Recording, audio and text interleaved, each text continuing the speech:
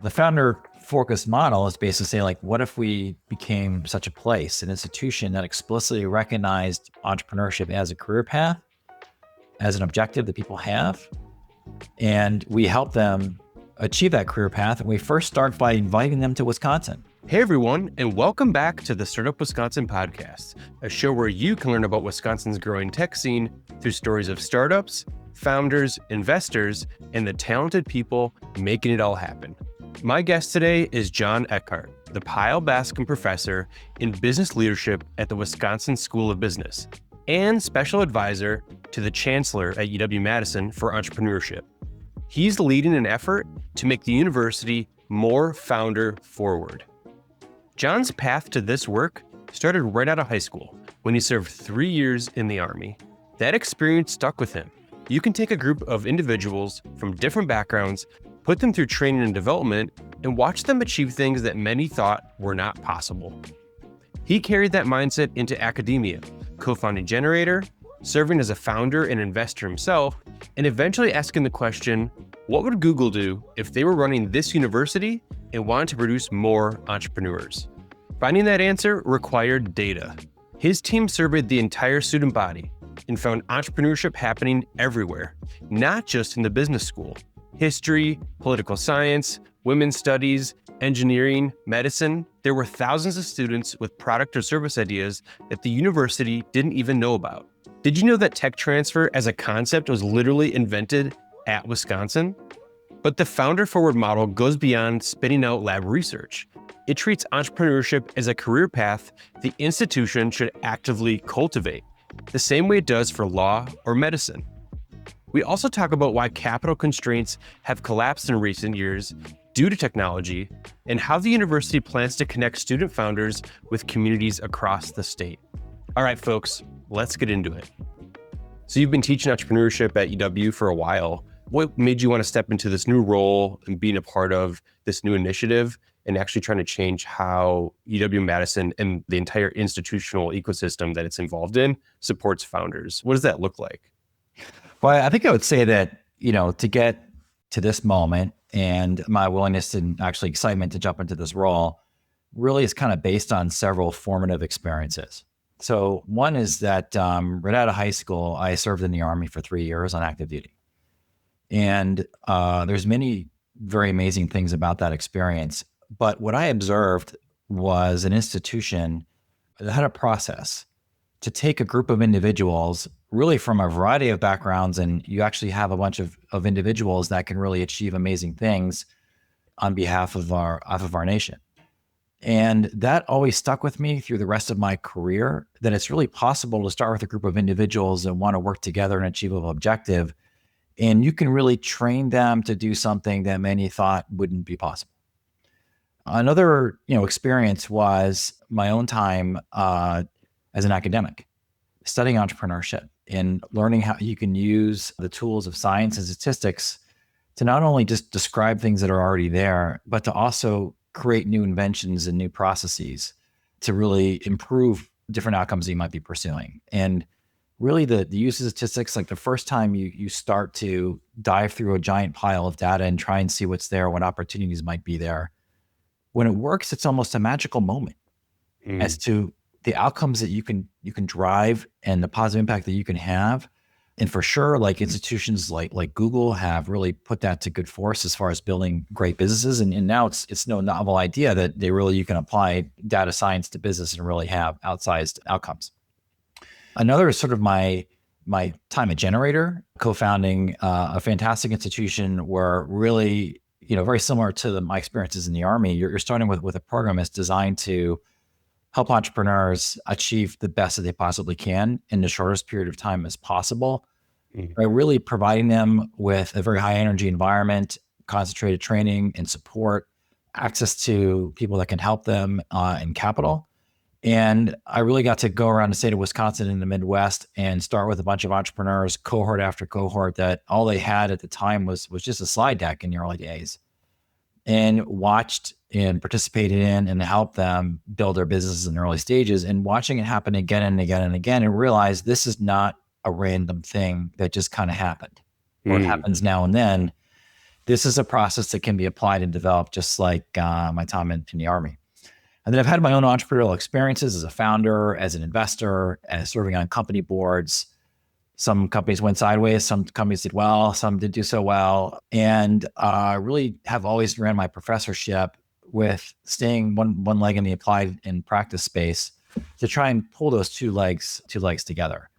Part of my inspiration there comes from the medical school here, where we had these amazing physicians that both practice medicine and they're also basic scientists pushing the frontier of our understanding of medicine. And what makes the magic occur is that you have people that are really doing both. And I've always found that as inspiration in my work. So when the chancellor knocked on the door and asked me if I would take this on, what had happened before that is after my time at Generator, I've also been working on campus as an academic administrator in the White Center for Entrepreneurship. And I started to ask the question, like, what would Google do if they were running this university and they wanted to produce more entrepreneurs? How do we get to more entrepreneurs? How do we drive positive outcomes? And we had very high demand for the entrepreneurship courses in the Entrepreneurship Center because we opened it to students from outside the business school. And I was sitting there and just wondering, like, well, how big is this going to get? So started systematically measuring entrepreneurship in the student body, undergrads, grads, at all levels at our institution, and really came up with some surprising statistics. There's lots of economic activity that our university didn't know about, our center didn't know about, our tech transfer office didn't know about. Some of these entrepreneurs, you knock on their door and, they were just experimenting with things like students often do. Others, you knock on their door and you realized this is somebody who's on their way. Yeah. This is their journey. So you fast forward to the present, we built a lab around that data series and a bunch of other data series that was really focused on better understanding entrepreneurship in the student body and how you might produce more companies using data science and applying it. And we really had a lot of information that one could plug into the ask. The chancellor came and asked of us to sort of think about other ways that our university might do better at entrepreneurship. So all those pieces came together. And then the last thing I would say about this is there is this thing I observed year after year after year on our campus is there are these students that start to pursue and go down the path of being entrepreneurs. And many of them, it's part of the learning process and they get off that train and that's fine. But far too many of them, not that we shouldn't have lots of them, I'm saying like many, meaning it's not a random thing, not accidental, would pursue a career as an entrepreneur and have phenomenal outcomes, become advisors to me, help me better understand how to teach it better, how to become a better entrepreneur investor myself. It's not a random thing, Jake, but it's not concentrated in one place. In the history department, it's in political science, it's in women's studies, it's in business, it's in engineering, it's in medicine, it's everywhere. And if you take those people from all those schools and you put them in a room, all these entrepreneurs, there is a commonality amongst those people, camaraderie, shared experiences, bodies of expertise that I think universities really haven't fully recognized, like we do law, medicine, these different occupations and careers. And that's really the opportunity. Yeah, that's awesome. And I know you guys put together that report and you said, so part of the data that you found was like, wow, there's a lot of entrepreneurship and economic activity happening right here within our student body that we just aren't aware of and supporting. Was there any other sets of data that you found interesting beyond like, hey, basically every department has entrepreneurship happening with students? Was there anything else that was kind of enlightening to you? I think another surprise to me, and I'm not really quite sure how to think about it, but it's something like a fun thing to kind of mold the clay around a little bit, is every year we, like I mentioned, we survey the entire student body. We ask them just several questions. And one of them is like, are you a founder? Yes, no, I don't know. All these questions, you can respond with those three choices. One of the questions is, do you have an idea for a product or service? It's about 20% say they do. And sometimes I think about that number and I think to myself, wow, that's really high, like 20%. On our campus, that means there are thousands of people that have an idea for a product or service. Like, let's get on that, right? It's very exciting. Another part of it to me, I'm like, okay, this is actually a differentiator because why doesn't everybody say yes to that question? Like for me, I couldn't imagine not, I mean, I'm on an airplane or something looking out the window. I'm like 5 ideas are popping in my head about what products or, some ideas that might be there, but there are, I guess, people that aren't like that. So already across this population of people, there's some folks that are call it like maybe a little more entrepreneurial than others, which is natural. It makes sense. We already kind of know that. But that was a surprising number. And then it just kind of begs the question, like there ought to be a system around that. Approach those people, some of those people for sure are in basic science labs and they have an idea and they're, our university, our labs are at the frontier. And there's not many labs at the frontier on any given topic. It's probably 10 teams in the world that understand what some of our labs know. And we've got somebody in there that just raised their hand and said, yeah, I think I have an idea. Yeah. It's a mind bender a little bit. Yeah. One thing that was fascinating to me was I started to learn about some of the like student-led entrepreneurship that was happening just by searching around. And I don't know if it was through just random Google searching or if it showed up on my LinkedIn feed at one point, but there was a student named Ben. I can't remember his last name off the top of my head, but he was running. What's this probably? Yeah, that's his name. Yeah. He was running Ramp 100 and I just found that he had like the meetup that he had set up. He created like a Luma page. And it was just monthly or bi-monthly. I can't remember the cadence, but I was like, this is cool. This is what I love it when I can find people that are like so self-motivated. They're like, no one else is doing it, so I'm going to do it. And that's like a huge signal of like, it's just more evidence of what you guys already gathered in that report of like, hey, there's activity happening and there's so much happening that students are just starting to create like their own efforts to like make it more fruitful, like their experience there, get more out of that experience, connect with entrepreneurs and learn from each other. And I think that's a beautiful thing. And so like, it's cool that like now this new initiative is happening, you have like the right people in the room asking the questions like, how would Google do this? Or how would some other entity do this? And that matters, like the context of how you're framing the questions, especially when you're in an institution that's been around for so long and knows a certain set of ways, or other departments are done in a certain way because those career paths are a little more clear and understood. And there's the next phase is like, hey, you go to this institution after us, or you go to this you work for this company as an intern or whatever that next level is. But for entrepreneurship, it's like, you just let them fly. You're like, hey, go fly. Like, hopefully you can fly away from here because they're on their own. And so it's just kind of a fascinating thing. But the fact that they're taking self-initiative to start like their own product or service idea is pretty cool. So yeah, I kind of want to go into this next question about like the report. You talk about this phrase founder forward, and there's like tech transfer within university and commercialization with like the research you were talking about, because some of those really complex, like at the edge of research type stuff, like how do you take that to market? Like what does that look like? The researchers aren't entrepreneurs, like they're in the weeds focused on like the latest and greatest, and that's where they should stay and be. But yeah, like maybe talk about that founder forward theme and why you feel like it's different from what other universities may be doing. Yeah, so it's a fabulous question, and it really takes us back to the past, to when WARF was formed in 1925. And many people don't realize this. They know that we have maybe a tech transfer office and that it's quite well known and prominent across the United States. But technology transfer as a concept was literally invented at Wisconsin. And I did not know that. The idea would basically happen is there's a professor, Harry Steenbach, that had come up with a technology to irradiate milk and other foods, and by doing so, increase the vitamin D content of food products. I think Quaker Oats had approached him. And apologies if I don't get the story exactly right, but I think this is the correct story, an abbreviated one for sure, is instead of patenting and profiting from himself directly at the time, he decided that he wanted university to benefit from the profits from his scientific efforts, and bounced around for a while. And there really wasn't at the time a way to do this, and the university wasn't particularly excited about it.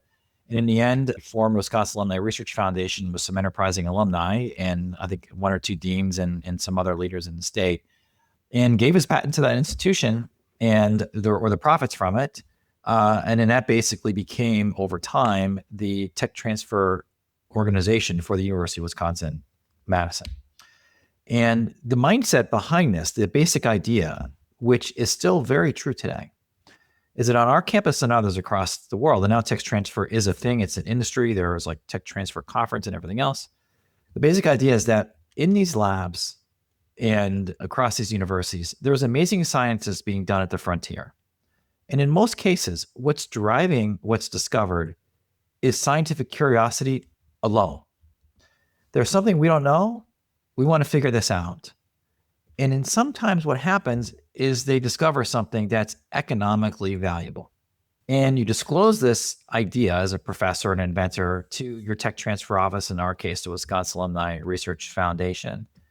And kind of the entrepreneurship version of the story is they secure a patent, a company is formed, it licenses the patent back from the university. Then you have entrepreneurship as an outcome, where the other outcome is licensing. You license it to an existing company, the same idea, which was Harry Seabuck's story. And there's phenomenal stories like at our university that and others where people's lives have been saved. Millions of people have been treated with cancer from technology invented on our campus. And this process really starts with an invention in a lab. Now, some labs, it's a little different on our campus. The inventor actually has an intention to do something commercial as part of their scientific effort. But that's not always the case. It's not core to the machine. We're designed to kind of pick up the accidental and also the purposeful. Other universities have basically mimicked this. And if you look at how universities manage entrepreneurship at an institutional level today, it's around the research function. That there's something discovered and we need to kind of manage this process of how we form companies around it. And there are some universities that are particularly good at this and others that are like pretty good and so on, but it's like a known thing. Okay. But if you look at our campus and others, you'll see a tremendous amount of incredibly impactful entrepreneurship that isn't part of that story. There's somebody that's on our campus and others. They're learning things while they're here, computer science, they're learning about different fields, maybe in psychology, and their mind starts to go and they're entrepreneurial. And then they do something with that, either as a student after they graduate, maybe 20 or 30 years after they graduate. But there's this application of knowledge that leads to an entrepreneurial endeavor. And some of these outcomes are tremendous, like Epic Systems, for example. There's no University of Wisconsin patent ever affiliated with Epic Systems. But very much the story of that company's arrival, its creation, UW-Madison was part of that through Judy Faulkner's experiences while she was here. I wouldn't say that, she didn't go through like a UW accelerator or something like that. But part of the knowledge she acquired while she was here was created some of the seeds for that company. And her story is not unique. I mean, she's a very unique story, but like as far as other people starting companies on our campus that aren't using patented technology. And if you look at how our universities and others treat that kind of entrepreneurship and kind of manage it, so to speak, what you'll see is across these institutions, all kinds of different programs, centers and everything else that are kind of taking a small bite off the apple. But there isn't like a institution-wide approach towards how you would kind of cultivate, manage, and approach entrepreneurship outside of the tech transfer kind of industry, so to speak, or model. And that's really what the report is about. It says, look, if you really think about what's happening here, is for this whole thing to work, whether it's tech transfer or this other thing, it's all about founders. It's about enterprising people that want to go down a certain path. They're empirically everywhere on the campus. We just talked about that earlier. But what outcomes could you achieve if you started thinking about cultivating that population of individuals and helping them be successful, just like we do with other occupations, marketing professionals, journalists, and everything else? But there's a twist to it. You can't build a silo. You can't create the school of entrepreneurship. That might be fun to start or something like that. I wouldn't criticize someone for doing that. But you'd be creating another silo in a system that really needs something that cross-cuts everywhere. And so the founder-focused model is basically saying, what if we became such a place, an institution that explicitly recognized entrepreneurship as a career path, as an objective that people have, and we help them achieve that career path. And we first start by inviting them to Wisconsin, that we are building a home for them here in our state. And then we'll do everything we possibly can while they're here to help them develop themselves as founders, as entrepreneurs. And it's a little different than career placement, but hey, we can help them launch, whether it's now or later. And it's not just students. Same thing for faculty. We have amazing faculty entrepreneurs on our campus and a strong history of that, but we could become a place for those kinds of founders as well. That's the Yeah. idea behind the founder forward philosophy. And it's really a model being created on our campus by entrepreneurs. Almost everyone involved in this is a founder in some way, and for entrepreneurs for the next generation. Yeah, that's awesome.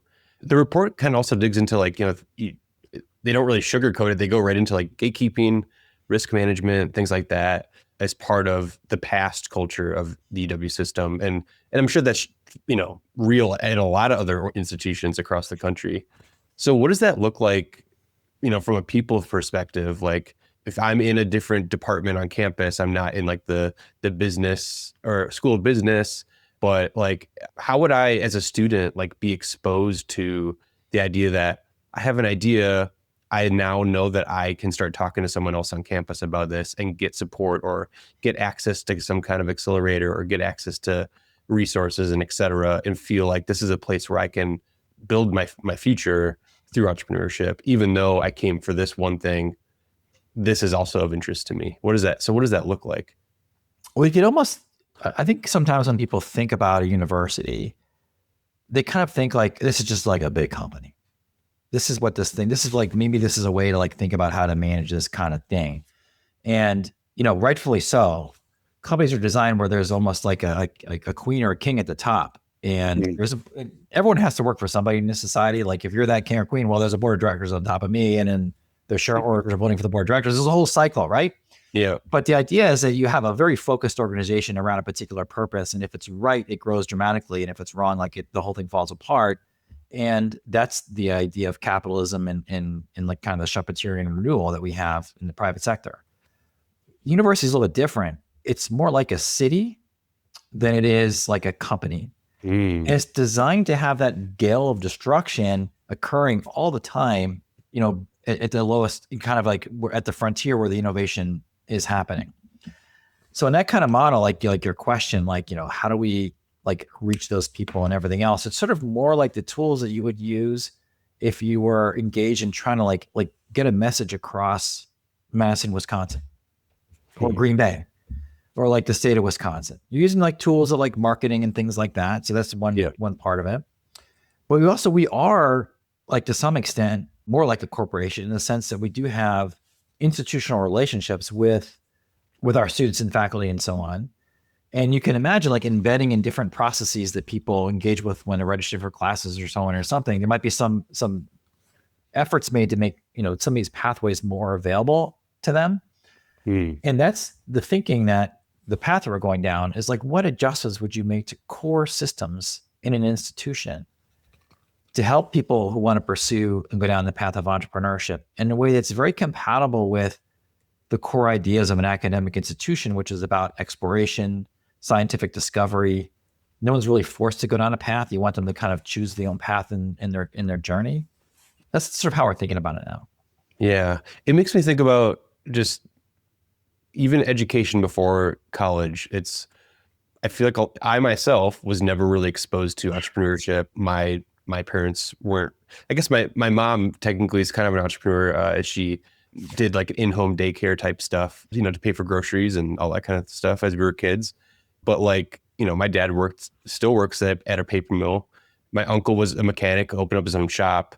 But a lot of people just don't really get exposed to, like, unless their parent or grandparent was a business owner or someone close to them in their life, they don't really know like that's a path I can take, or that I have the ability to do so, or the permission to do it. So I feel like you were saying, like all these touch points as they first engage with our campus for a tour, they're registering for classes, orientation, whatever those things are. There's all these different touch points.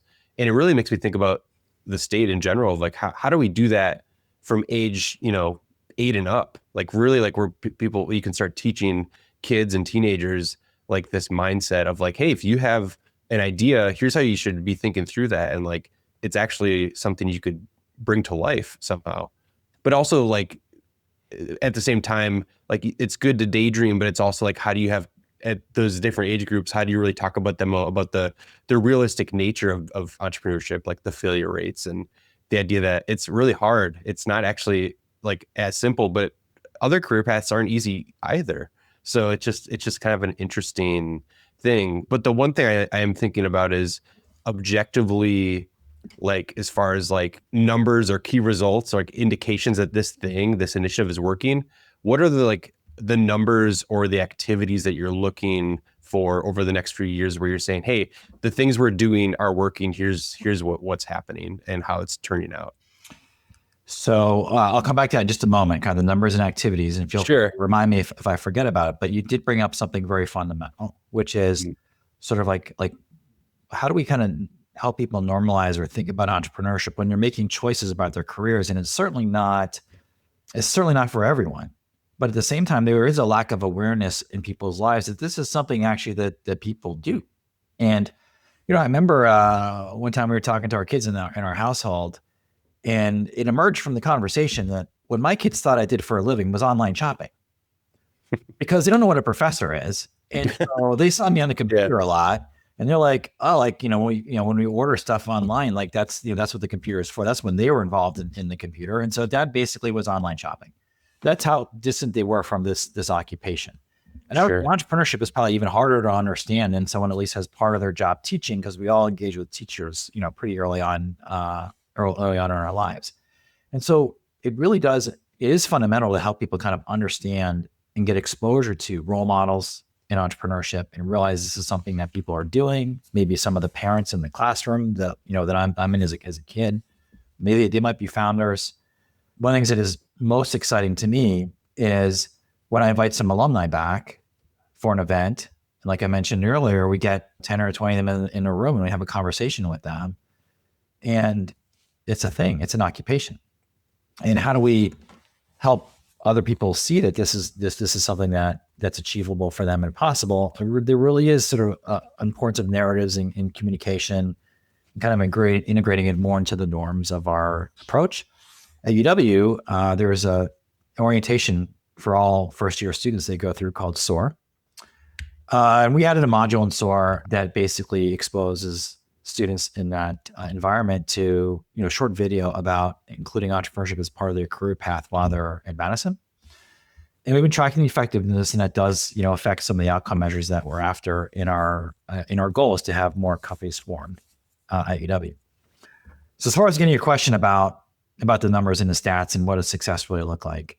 Yeah. For me, it's the increasing number of companies formed that are affiliated with the university, that are created by some act because of UW-Madison, and also increasing quality of these efforts. That's very much the driving effort, or kind of the North Star for me.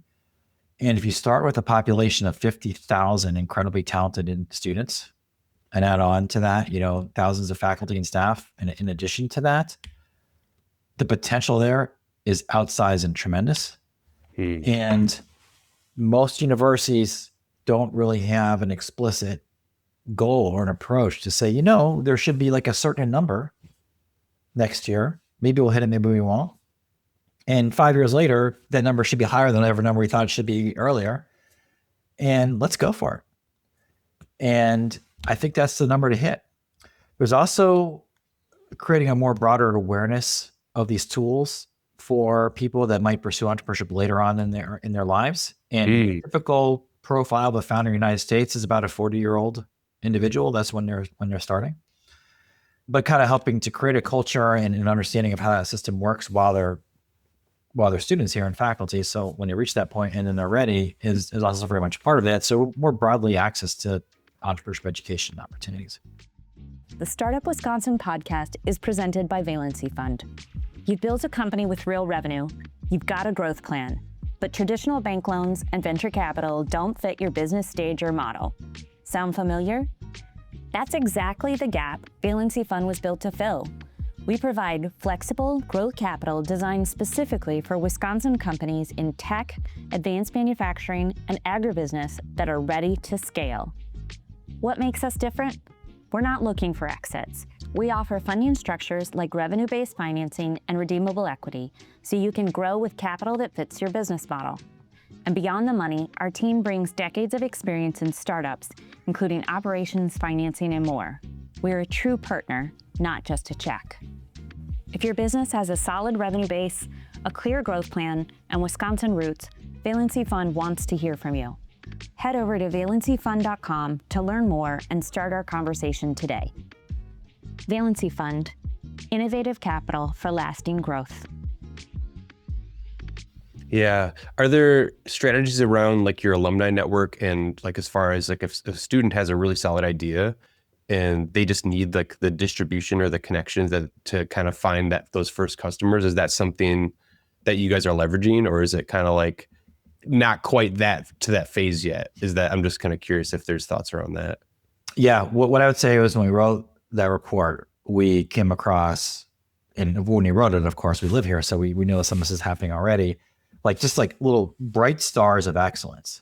Mm-hmm. And what happens right now is that you'll have entrepreneurial faculty and staff that just have a reputation for being great connectors out in our alumni network and everything else. And amazing things come from that.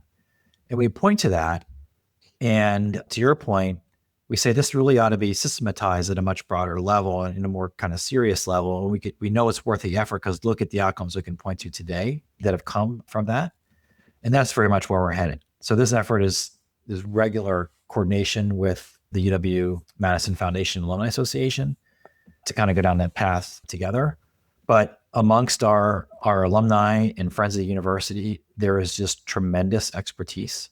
Yeah. And there is a real opportunity and a desire on all sides of this to kind of pull that expertise together. And that's for sure what we're going to be doing. Yeah, that's awesome. Are there other universities that you've looked at as you did your research of that you found insightful? Like, wow, I love the way that they're approaching their programming here or there. And if there's been case studies that you found and if you're looking to maybe apply those locally as well. Absolutely. There's a lot to copy at other places, Sure. Schools that are running different kind of programs and initiatives that are particularly exciting and effective. There's certainly some in the Big Ten, but I'm kind of competitive, so I don't want to. I get it. I get it. Yeah. But I'm only joking about that. But there are really things to copy. I would say that in some areas, UW is by far ahead of other institutions. In other areas, we're maybe a little behind, and we can kind of bring on board some of their ideas and thinking. Yeah. Absolutely. The report was both inward looking, but also the work of the committee really did look across the United States.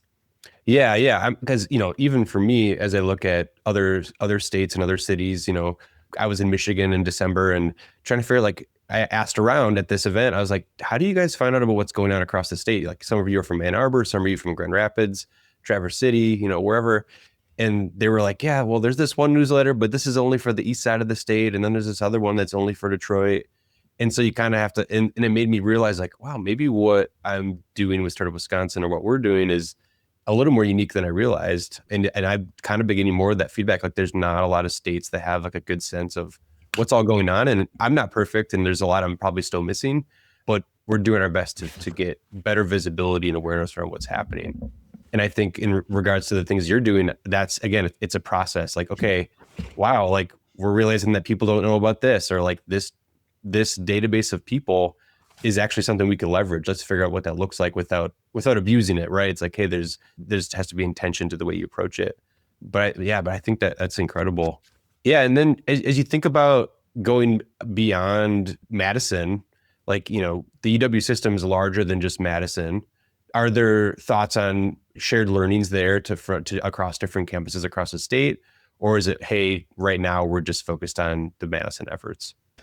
Yeah, I mean, so I would just say in reaction to what you said before is that I think what you're doing with the podcast is incredibly important and helpful. Really? I found the podcast just like online and searching for Wisconsin and startups, and like this looks interesting, and it's given me an opportunity to learn more about other entrepreneurial efforts and endeavors in the state, and even people who I know well, to hear them talk about all the way through like their thoughts on entrepreneurship has been incredibly insightful, certainly for me.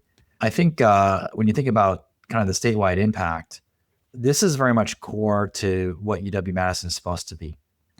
And one of the things that it is for sure, one of the things that we learned during our process is we interviewed close to 200 individuals across the state, alumni, entrepreneurs, leaders, administrators, faculty members, all across the state. And we got the same story again and again and again from the founders that were tied to UW-Madison. that they very much felt that their entrepreneurial efforts was an embodiment of the Wisconsin idea, that they took what they learned while they're at the university and other experiences, and they were having dramatic positive impact on the state of Wisconsin and in the communities that they live in outside of Wisconsin from their courageous acts of entrepreneurship and leadership. And those experiences often help them become community leaders as well beyond their own companies. And we absolutely agree. Like that's really something that we felt that entrepreneurship is very much closely tied to one of the core values of the institution in our state. And when it comes to like the practical impact of this, here's one of the things that'll bend your mind with a little bit. UW-Madison attracts amazing students from across the world and our state to come to Madison for an education. And while they're here, we actually know, we know who they are. There are students from Green Bay, La Crosse, Eau Claire, Rhinelander. They're on our campus and they'll tell us, if you ask them, they're on our survey. I want to be a founder, or I am a founder. And one of the things that we're after is building systems and connections with those business communities around these students to help these students start companies in those counties, in Green Bay, in La Crosse, Rhinelander, Ashland, Wisconsin, across the state. And this is not a fantasy. This is something that's completely practical. We've seen from the work of Generator, WDC has fantastic programs. Other like Titletown Tech in Green Bay is a phenomenal platform. Very much I'd love it if one of my students is finance or one of our students is financed by Titletown Tech. That would just be phenomenal outcome. You ask about metrics, that means you're definitely doing a good job there. And this is something that we're pursuing. And it's not, right away where there's some systems to put in place before we get that going, but we've already had conversations with people in different communities across the state that are kind of ready to receive and help build those connections to help foster company formation across the state from the work that we're doing here as part of this effort. That's awesome. And there's other institutes, obviously there's like Generator, there's Wharf, and I'm thinking about even in the Green Bay area, there's other organizations involved with entrepreneurship or like the New Manufacturing Alliance, things like that. How do you guys think about collaborating with all of those entities or maybe new entities that you maybe haven't collaborated in the past? Is there like efforts there to figure out how do all the webs connect to make sure that we're lifting up the volume of resources we have, but also lifting up that network? Hey, we have more contacts here, more contacts there. Or is it right now you're just kind of focused on the alumni network that has, like you said, naturally expanded over time and has been really, really powerful? I guess, how do you think about that? So at the core, I think there's tremendous opportunity and there's a lot happening already, which is really amazing. I'd say that we're kind of putting together our plan now on how to implement, the report that we put together. We just hired our first associate vice chancellor for entrepreneurship at our institution, Lois Sheets. And he's just going through now and trying to figure out what to prioritize and everything else as far as, how to have the impact that we're talking about. Then you'll see like a systematic approach emerge from that will capture some of these ideas and build these relationships. I would say between now and then, the way I often think about this is very much focused on a particular entrepreneur and what they're trying to do and what they're trying to build to make sure that thing gets built. And what's probably going to be happening first is there'll be some students or faculty that are in our system that will benefit from the support of those organizations. And that's when you're going to start seeing the first activity, and it'll be around something that has a high probability of turning into something because there's that entrepreneur in the middle that's kind of driving it. That's probably the first things you'll see, in addition to just like conversations happening, people thinking about like how it would be working together. But yeah, I'd say stay tuned because I'd say that the initial feedback we're getting from Lewis, who's just starting, is that what's here to build with is really, really amazing. Yeah. I do want to talk about the capital constraint stuff because that tends to be a theme in Wisconsin and a lot of states in the Midwest around there's not enough capital for founders to take their ideas to market. And there's also the narrative like, well, how do they bootstrap it when they don't really know how to bootstrap it? They feel like they need this or that. How do you guys think about solving the capital problem or finding other solutions to create capital as a resource outside of maybe the traditional venture models or just things like that? Obviously, there's like, pitch contests on campus where students can get cash and they can do what they need to with that. But yeah, how are you guys thinking about the capital problem and what can the university do about it? Well, let's talk about the context of the moment that we're in, which around capital, because we are sitting in like a fundamental change in human history. That's part of a trend line that, you could pick whatever your starting point, whether it's like coffee shops and the Lloyds of London and financing people taking boats around the world, and hopefully the boats sink, they come back with spices and we can, make money from that. And it's a very risky endeavor that people engaged in. To this moment, it used to be that if you had an idea and you needed financing for it, you had to literally go to a king or a queen and ask them for their blessing and some resources from them, and even a license to engage in whatever it is that you were trying to do, like legal permission to engage in that activity. That's what the world used to look like. Between that time period and now, we've had greater in access to capital. And what happened, you can pick your point, but around the age of the dawn of venture capital, the requirement that the novel idea also be embodied in a wealthy individual separated. And we entered a world where you could be somebody without means and you could approach somebody with capital and you could finance that idea and get it off the ground. Okay. Now, what's been happening since then, based on technological change, information technology primarily, and other things, is that the costs of getting a business off the ground have been collapsing for many industries, while the ability to reach national markets, global consumers, and everything else at a lower and lower cost has been increasing. And the need to raise capital for any particular idea, or the amount of money that you need to raise, has been dropping. And in the last 4 or 5 years has literally collapsed. The floor has dropped. And, I say technology more broadly, but you should think about like all the SaaS services that are out there and software that you can use to do things that before you would be impossible to do so. Okay. And so it is very practical for people to think about entrepreneurship as a career path. And you might say, look, the first couple businesses I might start might be ones that don't require a lot of capital, but do have like the potential to have favorable economic returns. And then maybe the next one would be something that I would pursue. And there are some very impressive entrepreneurs in Madison and around that have in our state that have bootstrapped themselves into like quite an impressive outcome without raising capital. And I just wanted to bring that up because the practicality of what we're talking about people building, stepping into the economy as a founder, it is much more feasible today or this week than it was last week. And that trend continues. Capital is much less of a constraint than it used to be. Having said that, I agree with you 100%. There are many great entrepreneurs in Wisconsin that are struggling to raise. And when I look at what they've accomplished, what they've pulled off, they've done the work. They've produced the thing, the object, the widget, or whatever that in another environment would secure the capital to get it to the next stage. And then they're struggling here. And we really need to find ways to help finance these companies and also get them, in some cases, higher valuations, because that lets them bring in more capital to then be able to finance the next stage. And this is not really like a university thing on its own, although we do have strategies that we're going to be working on as far as spinning up different forms of working to get broader access to capital for founders. Yeah.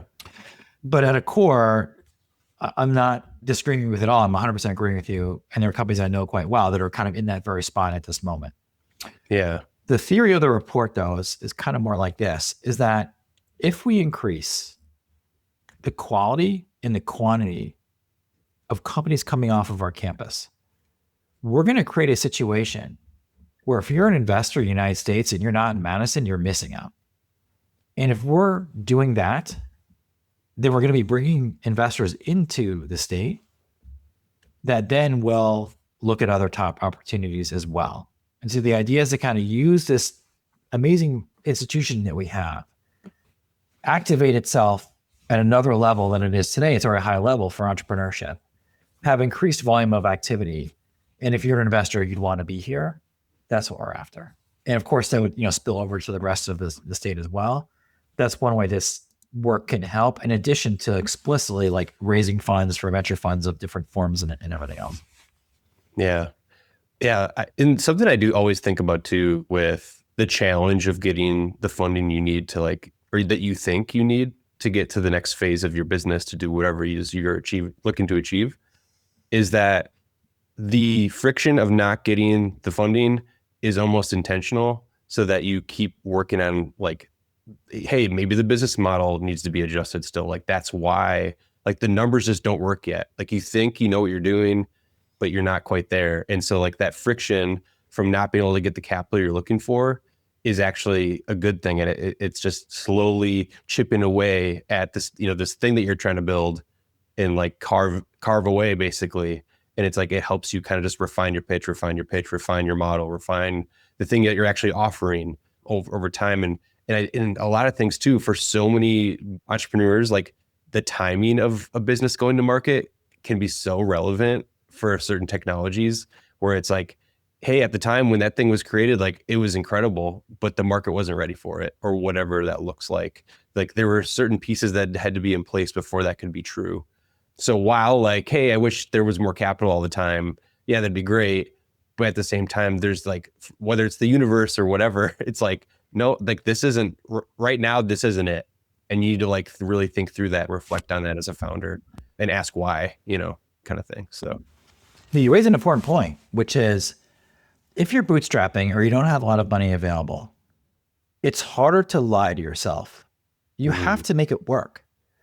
If instead you raised $20 million for some idea that, we'll figure it out along the way, it's quite easy to lie to yourself for a long time that you have a business there when you basically don't. You look and you've got plenty of foosball tables and people are doing stuff and everything else. And but is there really a strong economic foundation there or not? Versus the business and you open it up and it's there's no foosball tables, there's a couch with some holes in it, and they're doing what they can to build what they can. If they've got revenue and they've got costs and there's some alignment emerging there towards profitability, it's real and they almost have to do that.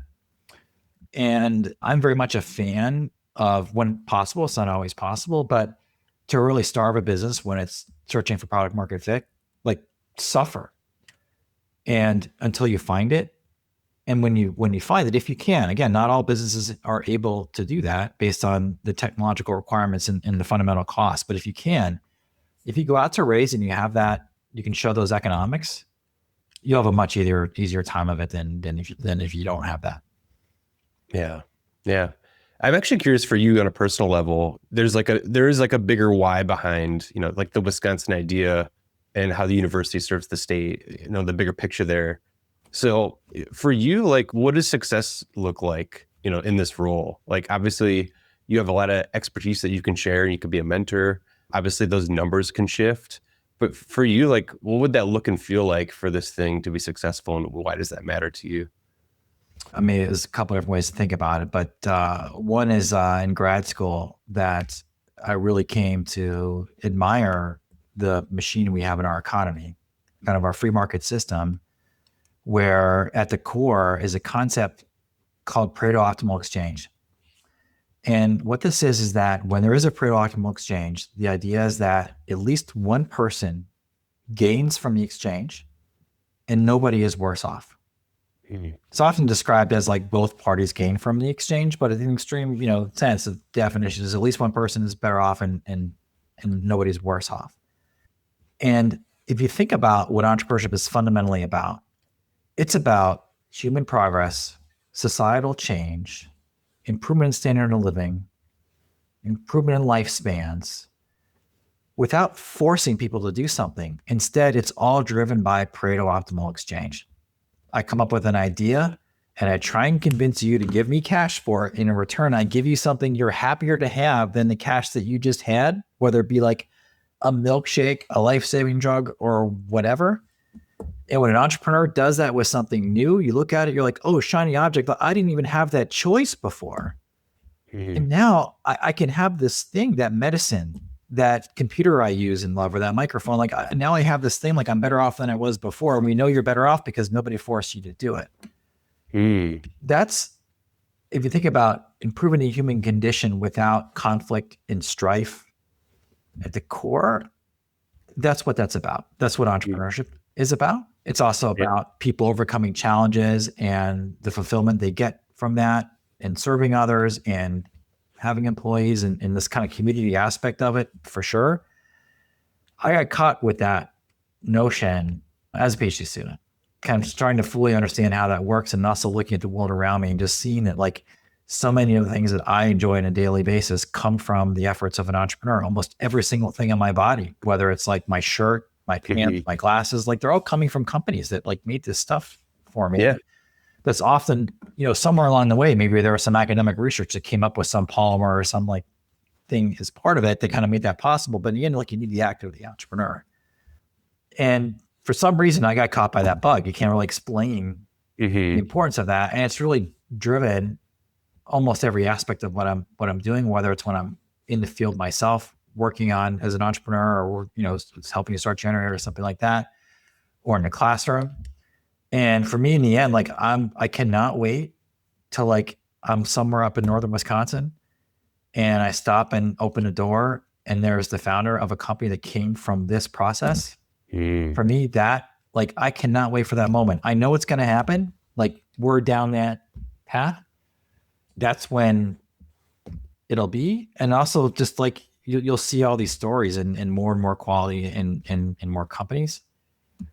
I think it really is about this tie between what a university is and its connection to the community that it serves, and then it's very much part of, and it has really helped incubate it. Like when you got to grow up in Wisconsin, and I can't believe what this state created with this institution and how close it is to the citizens of the state and kind of the core ideals of what it's supposed to be and what it can be and what it is. That's what drives me. And I can't really explain why, but that's what I want to see. Yeah, that's beautiful. I love it. As we wrap things up here, what does the next, 6-12 months look like for you in this effort, and like a practical sense or a daily, weekly, monthly sense, however you want to talk about it? Well, I would say the most exciting thing that's happened as far as like accelerating this work has been the arrival of our new Associate Vice Chancellor for Entrepreneurship. And my role in the next 12 months is to support his effort as he learns about our community and our resources that we have available to us and starts to put together like the action plan around the report. But very much like as we kind of got from this conversation, there are two fundamental pieces that have to both happen.